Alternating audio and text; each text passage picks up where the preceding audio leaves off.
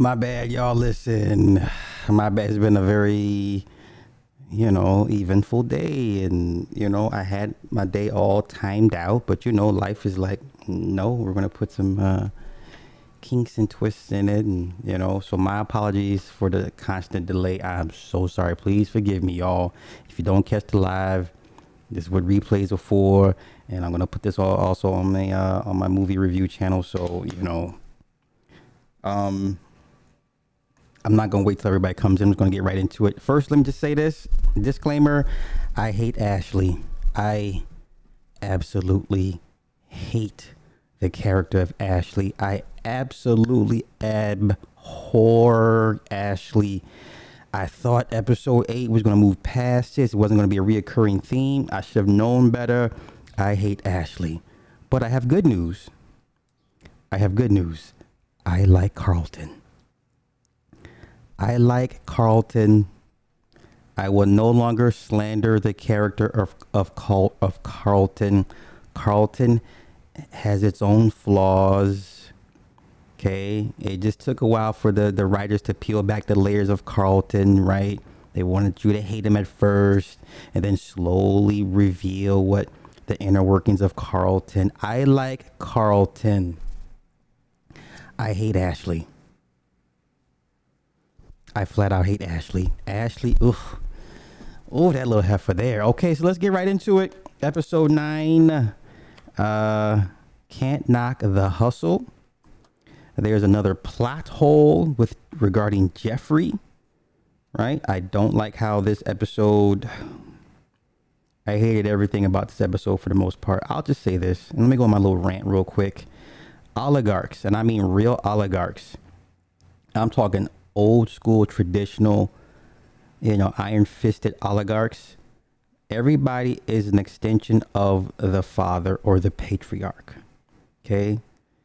In real, true oligarch fashion, everybody around the patriarch is an extension of the patriarch. They do and will become what he says to further extend the oligarch. There are no choices. There's no what I feel like doing this. No. Families are created for specific reasons. Children are created for specific reasons. And I'm talking in oligarchs. I'm not talking about regular schmegular as, Donna and Jim families. No. Okay, we're talking about von Zuffenberg and Kleister. You know what I'm saying? So let's get into it. At the beginning of this episode, Jeffrey helps Will tie a tie. Okay, Ashley is talking politics with Viv. Viv says everybody at the church votes just like us. It's family. It's Sunday family time at the church. So Phil is making a guest appearance at the church with the family to procure votes.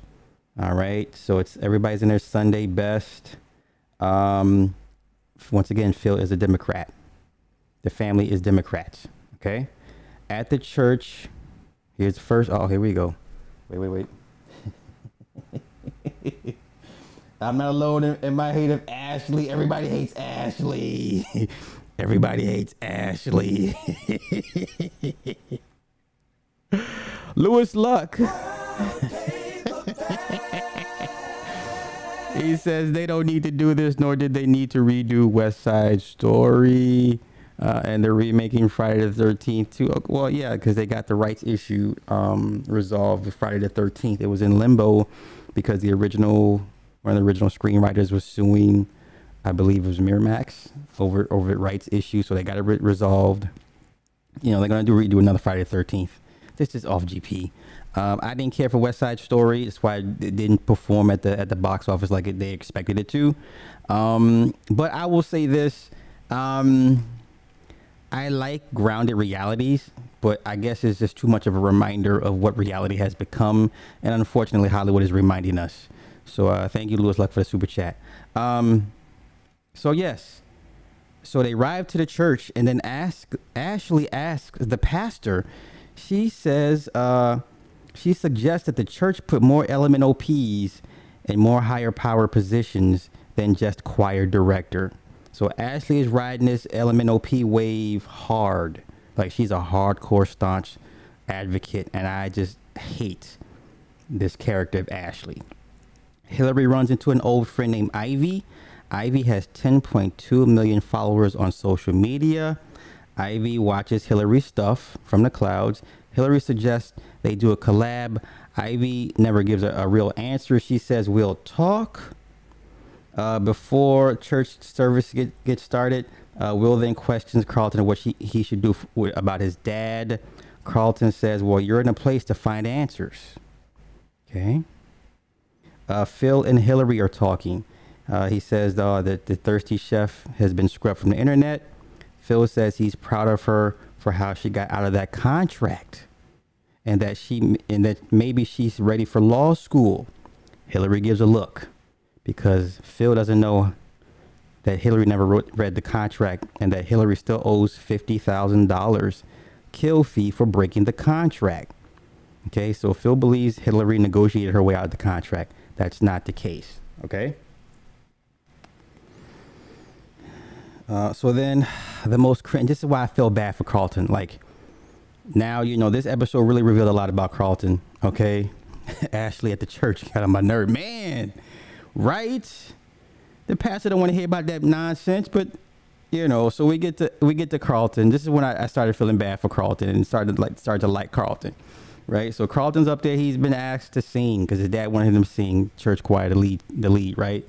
So Carlton's up there, right? So like the first 4 bars, man, Carlton's like, he saw the best in me. I was like, oh, okay. When everyone around me, they saw the worst in me. I'm like, okay, Carlton's about to do his thing. Lord have mercy. Poor little Carlton. He has a panic attack. He becomes anxious. And his voice breaks. So, part of it that's puberty. Well, he's supposed to be a 16-year-old, 17-year-old, whatever. And the puberty thing kind of hit, his voice cracked. And he became anxious. And then, the church people, church, come on, baby. You can take your time, baby. You can do it. Come on now, bring it home. Take your time. Carlton couldn't take his time. He couldn't do it. Carlton runs off the stage. He says, I'm sorry. He runs off the stage. He saw the best in me.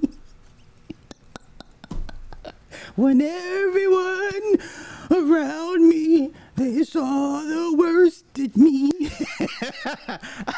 I was like, damn it. That is when the tide for me started turning for Carlton. I felt horrible for Carlton. He saw the best in me.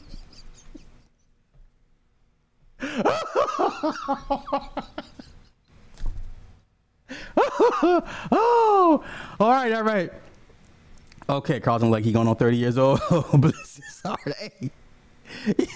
Hey, church folk, if it's one thing church folk gonna do, they gonna support you, good or bad. All right, and so let's continue. During the sermon, the pastor talks about serving 2 masters. You can't serve 2 masters or multiple masters. Okay. After church, now this is where I this is my defining stance. This is where I actually hate the character of Ashley, because she actually had the nerve to gaslight her own mama, right? Like, Ashley was gaslighting her own mother. Like, nobody knows you better than your own mother. Okay. You can't lie to your mother. I mean, you can lie, but she knows. So after church, Ashley questioned Viv about if they're hiding something from her about Carlton, because she makes a snide remark saying, yeah, you guys hide things from me for my own good, right? And then Viv questions Ashley about her sudden interest in elemental P issues. Ashley begins to gaslight her. She says, well, civil rights and climate change are both vital social issues, and that she hasn't traded one for the other. Vivian then asks, why has gay rights become a more important issue? Ashley says, seriously? The real question is, why isn't civil rights of social groups isn't at the top of everybody's concern? This little heifer, somebody throw some water on this little heifer here. This is where it's confirmed. I hate Ashley. I hate Ashley. I don't want to give her any more screen time. I'm done with Ashley. Done. Viv then responds by saying, well, we've donated to marriage equality. And Ashley says, that's commendable. But those issues have advanced further than that. Oh, so I was like, oh, the nerve. Is she getting sassy with it? Commendable. Oh, this little heifer here. Viv then reassures Ashley that she can always come talk to her. All right. So then later on in another part of the kitchen, Will tells Hillary about Carlton's drug use. Hillary then tells Will to find out the source of his use. Okay. Like, yeah, I'm so upset with the Ashley character. Oh. Will then accuses Carlton of being nervous. Carlton suffers from anxiety and has anxiety about telling people that he has anxiety. And then it builds and it gets louder. And he uses the drugs to cope. The day they went to church, Carlton didn't use any drugs. Carlton said he saw the flags, but Phil was so happy to hear him sing. Will then offers to help carry the load with Carlton. Okay. Moving on, Hillary and Jazz break into the social media house to steal back her neon sign. Because once again, everything you bring into the house under that contract, Kylo owns. So she got Jazz. Jazz is simping to break into this house to steal back her sign. Okay. She then invites him back to her bungalow. Now, mind you, Hillary is still staying at a 5-star hotel, spending money she doesn't have to avoid telling her parents what really happened. Okay. Jeffrey then gives Will the report on his father. He tells Will if he reads the report, it'll impact not only his life, but everybody around him and the family's life. Okay.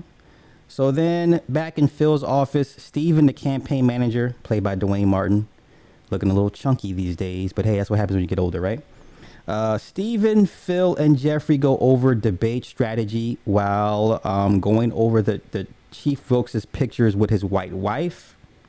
Steven wants to expose Phil for cheating on his dying wife. She was dying of lupus when he was running around with the white woman. Okay. Phil then asks Jeffrey what his opinions are. Now, mind you, Jeffrey and Phil still have tension from episode 8. Okay. All right. Still tension there. That's not resolved. So then Jeffrey says it'll make for a lively debate to see two black men tearing each other down. Phil says it feels too personal. Right. So then Steve says, well, what if Wilkes mentions the unsavory clients Phil has represented? So this is how Phil made his money. He represented the unsavory clients, the bad guys. We all know attorneys that represent the bad guys, the rich bad guys, get paid, well paid for it. So that's how he was able to afford his lifestyle, the house, all that good stuff. Okay. All right. Jeffrey then tells Phil to be honest about his intentions so that they can be in the best position to win. And this is where it gets personal between Jeffrey and Phil. Jeffrey says Phil likes to be talked into crossing the line so he can tell himself he had no choice. Steven tells Phil playing nice isn't going to cut it. All right, moving on to the next scene. Vivian shows up for her fellowship interview that the shady character Michael Ealy had set up for her, right? So, surprise, surprise, Easter egg, it's Thelma Hopkins and Daphne Reed, the light-skinned Viv, makes an appearance in this episode. And goddamn, I will tell you this, mixed and light-skinned women don't age the best. That's neither here nor there. But it was good to see Thelma Hopkins. Thelma looks good.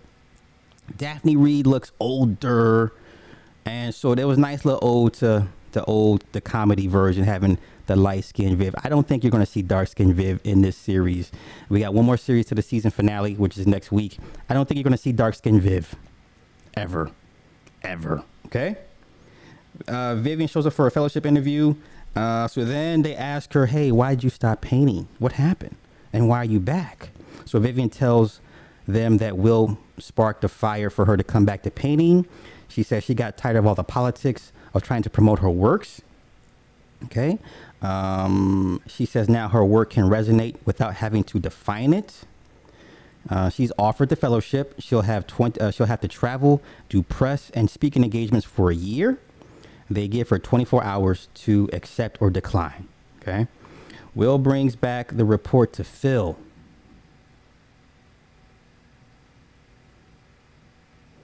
Will tells Phil he asked Jeffrey to find his father. He tells Phil he doesn't want to read it. Will says to Phil he's been more of a father than any man. Will then tells Carlton he won't pursue Lou. Carlton then tells Will he stopped him from using that day and that he's going clean. He flushed the drugs down the toilet. Okay. Chief Wilkes and Lisa, Wilkes is Lisa's father, they're fighting over Will. Judge Robertson sent Wilkes the file on Will. Phil called the judge for a favor. If you remember in the comedy, Judge Robertson was played by Sherman Hemsley.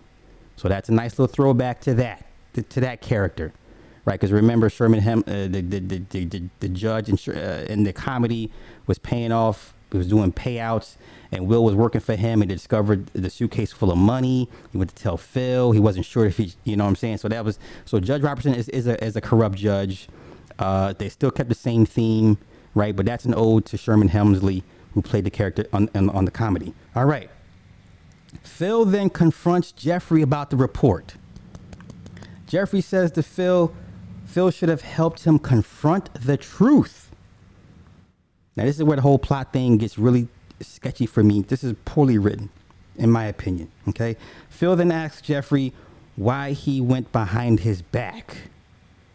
Well, Phil, when Will brought you the report, he told you flat out, hey, I had asked Jeffrey to find my father.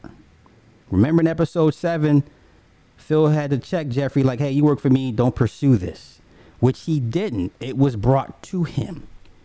So I can make a case for either way, either or against, okay? Either for or against, all right? Jeffrey says he wasn't comfortable with his ask because he's a Brit. Phil reminds Jeffrey he's his employer. Jeffrey says his job is to protect the family, and sometimes they don't align, and he has to protect his family from Phil's ambitions. Okay? Phil says the only reason Jeffrey sided with Lou is because he's guilty of leaving his own son behind. So once again, Jeffrey has a past we don't know about. All we know is he has a son, and we're assuming he either had to leave him in Jamaica or he had to leave him in the UK. They never get into it, okay? Jeffrey tells Phil he keeps moving the finish line after every win, okay? And it tells you in the 48 Laws of Power, once you achieve victory, stop. Phil never stops. He keeps setting more and more goals for him to accomplish. He keeps moving the victory line further and further back, okay?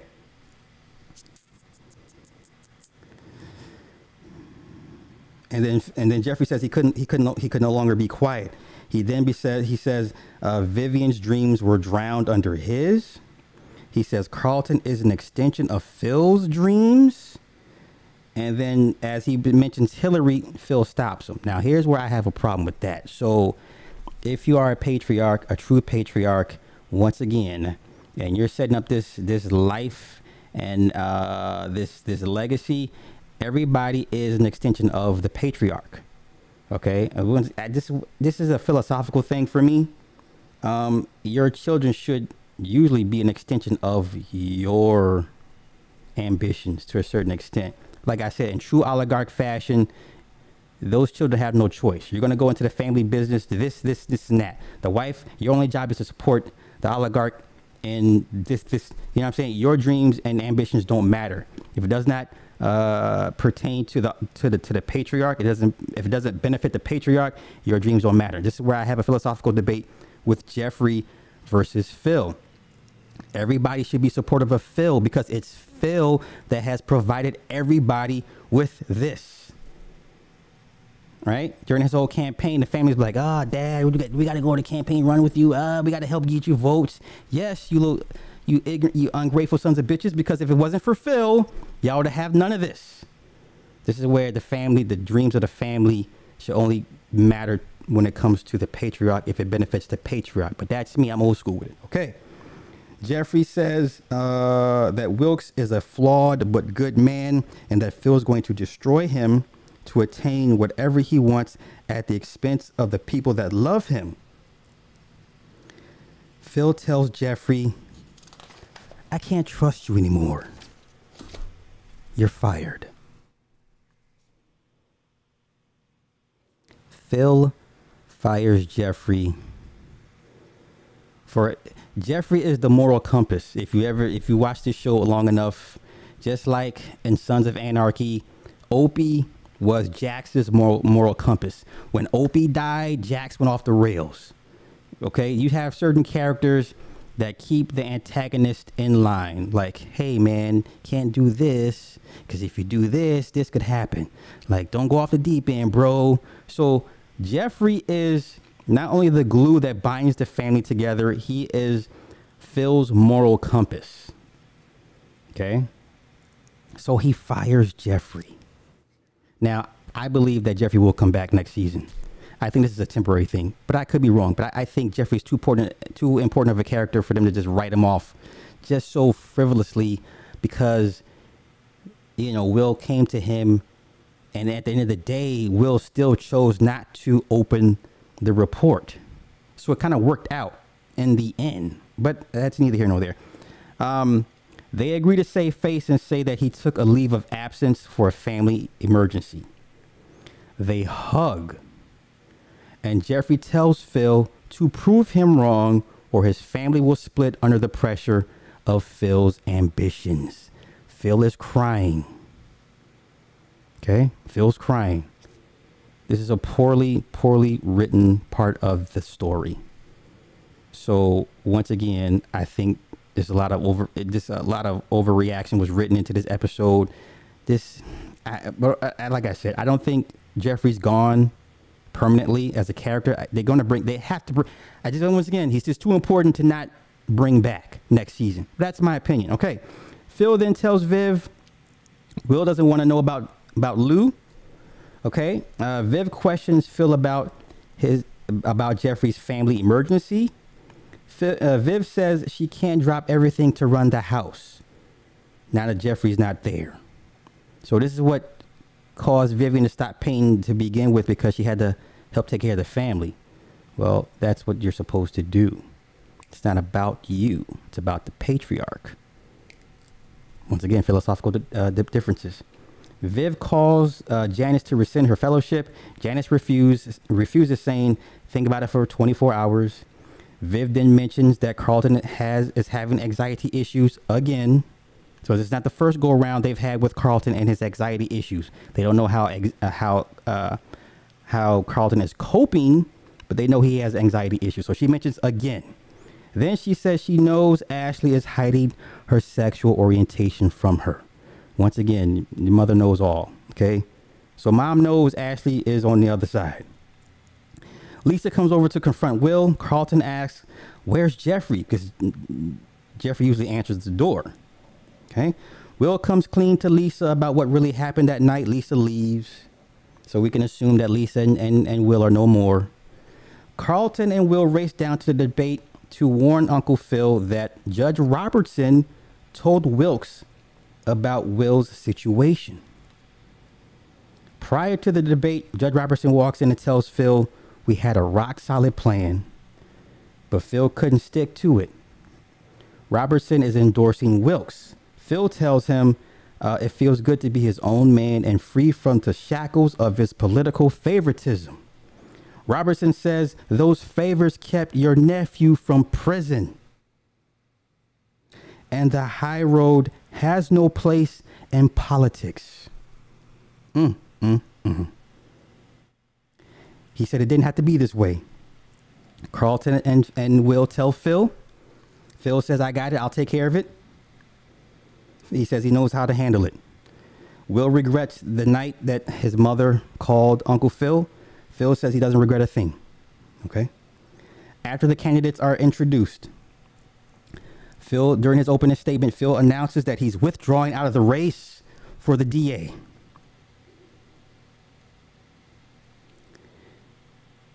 He endorses Fred Wilkes. He says he has to put his family first. After he walks off the stage, Phil makes Vi promise to take the fellowship. Fuck this episode. Fuck this episode. If it was not for Phil, this family would not have nothing. But once again, philosophical ideologies, differences. I'm old school. I grew up a different way. Men are at the head in all shape, form, and fashion. Everybody around him, the family, is an extension of his ambitions, beliefs, whatever the case may be. It's not about what the kids want or what the wife wants. And once again, different era. That is episode 9 of Bel-Air. Can't Knock the Hustle. Next week, I believe, is the season finale. Once again, I believe next season Jeffrey will come back. Jeffrey is too integral into this family. You know, to not just to be just written off so casually. So let me get to these comments and let me get up out of here. I got to get ready to come back again for another stream for about the hip hop show, because I'm going to talk real spicy about hip hop, because that's what I like to do. Shout out to everybody that's in the chat. Lewis Luck, thank you for the super chat. And Red, yo, I didn't get to finish the episode just yet. My bad. Yeah, I can't listen. I'm telling you, I can't see this without Jeffrey. Yeah, they bug broke Uncle Phil. They sure did. They sure did. Yeah, episode 8 was clearly the best episode, the best written episode in my opinion. Yeah, this show puts so much liberal BS in it. It really is. I had high hopes for this show, but I mean, take the wins, take what you can from it. You know what I'm saying? So. Wait, you see, you got to catch up on it. You've been stuck at episode 5. Man, you better hurry up. Next week is season finale, man. So I'll be here for it. So like I said, I'm more interested in season 2 as far as Jeffrey and then what other new characters they're going to introduce. I believe Lou does show up. There's another philosophical issue I have with the show. I think every child should know both parents, good or bad, right? Because they kept saying, well, Will's going to be Will without his father. You know what I'm saying? There was Carlton said it, and then Jeffrey said it, right? Okay, as I said, they were like, well, even if you read the report, you're still going to be you. You're still going to have this nice life. You're still going to do what you're going to do, right? So it's like, it's almost casually dismissing the impact his father had. And once again, they're framing a narrative about a man, about a character we don't know. Of course, if you go by the comedy version, Lou is a truck driver and Rolling Stone to a certain extent. But I'm sure they will write Lou's character a little bit more layered, a little bit more nuanced. It won't just be like he's a deadbeat dad. You know what I'm saying? That's just too easy. So I'm interested in season 2. I'm kind of scared of what's going to happen in the season finale, but we'll see. We'll see together. So with that being said, season 3. Let me see episode of. I know. I got to get to it. I know. I got to get to that. We got Moon Knight coming out next week. Kenobi in April. So I'm gonna be busy. So yeah. Played his pops on the original show. No, that was Ben Vereen. Yeah, Ben Vereen. Yeah. But I mean the character Lou. I'm just saying in regards to as Will's father. I think he will show up in season 2. I just can't see it not happening. You know. So with that being said, let me go decompress for a hot minute. Wait. Let me see. Will there be a difference as far as topics or material between your channels? Oh, so here's my plan. So the Heavily Flawed channel will be just strictly pre-recorded videos, right? And then what I plan for this main channel is just lives and interviews, right? Even though I'll be going against my own word because I've uploaded a bunch of vids on this main channel. So I'm trying to get into the habit of just doing pre-records on the Heavily Flawed, and then strictly lives and interviews on the main. And then of course I got the movie review channel, right? And then I got the marriage channel, which I've neglected sadly. And that's pretty much it. So I would like to keep this strictly lives and interviews, the main channel, right? Yeah. And then like I said, I'll do breakdowns and stuff on the main and then like I said, I'll post everything on the movie review channel. So I still got to do the re-breakdown of American Horror Story, the first part of it of season 10, and then tie it into Ghost. Or not, but I got to tie it into Power Book number 4, Force with Tommy, because I can't believe how everyone kind of missed the similar. I'll talk about it later when I get a chance. Y'all have a good one. See you guys in about an hour. Peace.